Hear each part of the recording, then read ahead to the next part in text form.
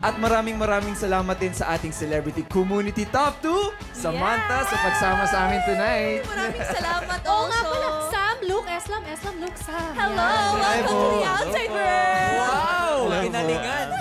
Pero ito na mga kapamilya, 5 bigati na pasabog ang ating nailantad na. Ano pa kaya ang mga nilalaman ng 5 pang kahon ng bigati na pasabog ni Kuya at paano ito makakaapekto sa mga susunod na kaganapan sa kanyang bahay? Abangan natin yan simula bukas.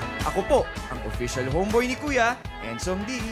At mula sa bigating mga pasabog, mga bigating desisyon din ang kailangan gawin ng mga natitirang teen housemates na may kinalaman sa hihiranging Teen Community Final 5. Simula na ng mabibigat na desisyon bukas. Ako po ang tambay sa bahay ni Kuya Robbie Domingo.